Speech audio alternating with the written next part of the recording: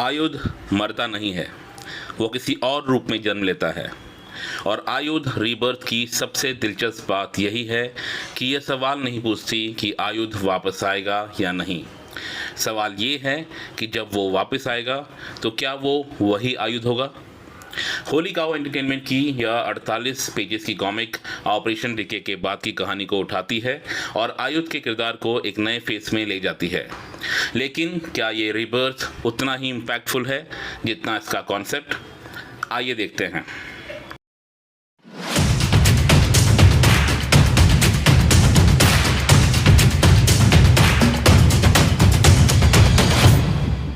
Operation DK की तबाही के बाद एक नाम पीछे छूट गया था, आयुध। उसने अपनी जान देकर दूसरों को बचाया था। लेकिन आयुध की असली कहानी यहीं खत्म नहीं होती। इस यूनिवर्स में आयुध मरते नहीं हैं। उनकी एसेंस किसी नए सक्सेसर तक पहुंचती है और ये चुनाव इंसानों के हाथ में नहीं, किसी अनदेखी ताकत के हाथ में है।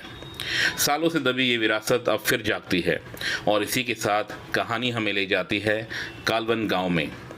एक ऐसा गांव जो मुंबई से कुछ 70-80 कोस दूर है और वहाँ इंसानियत सिर्फ कमज़ोर नहीं हुई है, वहाँ दूसरे इंसान की मजबूरी ही सबसे बड़ा कारोबार है।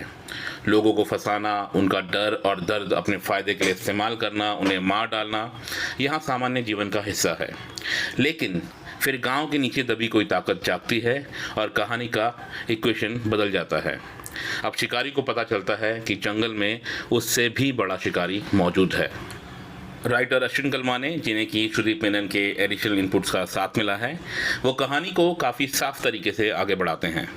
डायलॉग्स ज़रूरत के हिसाब से डाले गए हैं और कई जगह तो मोस्टली विजुअल्स ही कहानी को आगे लेकर जाते हैं। लेकिन मेरा सबसे बड़ा ऑब्जर्वेशन यही है कि कहानी में मिस्ट्री तो है, मगर मिस्ट्री की परतें बहुत तेज़ी से नहीं खुलती। होली काउ की कहानियों में हम अक्सर ऐसे मोड़ की उम्मीद करते हैं जहां एक सीन अचानक से पिछले 10 पन्नों का मतलब बदल देता है। आयुध रीबर्थ में वह सेंसेशन कम मिलती है।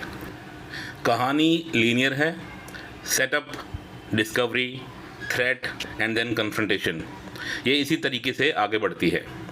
इसका फ़ायदा ये भी है कि नैरेटिव कभी उलझता नहीं, लेकिन नुकसान भी साफ है। करीब 48 पन्नों के बाद जब आप कॉमिक बंद करते हैं तो आपको कुछ खास एक्शन सीक्वेंसेस या मेजर टर्निंग पॉइंट्स याद नहीं आते, जितने एक आयुध कमबैक स्टोरी में आने चाहिए थे। यही वजह है कि मुझे इसका पहला भाग थोड़ा स्ट्रेच लगा और शायद यही इस कॉमिक का सबसे बड़ा गैम्बल भी है, क्योंकि ये 2 हिस्सों की कहानी है। अगर पार्ट 2 में अब तक तैयार किए गए पीसेस को एक साथ रखकर बड़ा पे ऑफ मिलता है तो यह पेसिंग जस्टिफाइड लगेगी। अगर नहीं मिला तो पार्ट 1 का ये स्लो बिल्ड थोड़ा महंगा पड़ सकता है। और अब एंट्री होती है अविनाश घोष की। पेंसिलिंग और कलरिंग दोनों का काम अविनाश घोष ने ही किया है। ये एक युवा आर्टिस्ट हैं और विवेक जी की मेंटरशिप में काफ़ी अच्छा काम कर रहे हैं। विशेषकर यहाँ पर मैं उनकी पेंसिलिंग से ज़्यादा कलरिंग पर बात करना चाहूँगा, क्योंकि कालवन जैसी जगह को सिर्फ डार्क बनाना काफ़ी नहीं था।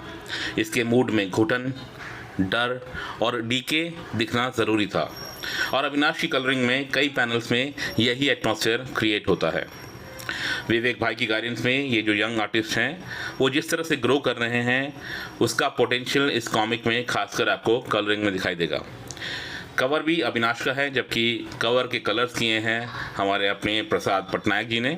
और lettering, who else, it's Mandar Gangele all the way. इनकी लेटरिंग कई जगह सिर्फ डायलॉग को प्लेस नहीं करती, बल्कि पैनल की विजुअल एनर्जी को बढ़ाती है। खासकर हॉरर हैवी मोमेंट्स में लेटरिंग का ट्रीटमेंट आपको सीन की इंटेंसिटी महसूस कराता है। तो क्या आयुध रीबर्थ पढ़नी चाहिए? डेफिनेटली यस, लेकिन इसे कंप्लीट स्टोरी समझकर नहीं। आप लोग इसे एक सेटअप हैवी फर्स्ट चैप्टर की तरह पढ़िए, क्योंकि इसमें कॉन्सेप्ट मजबूत है। आयुध की मिथोलॉजी में नया सवाल जोड़ा गया है और कालवन गांव की सेटिंग आगे बहुत कुछ करने की गुंजाइश छोड़ती है।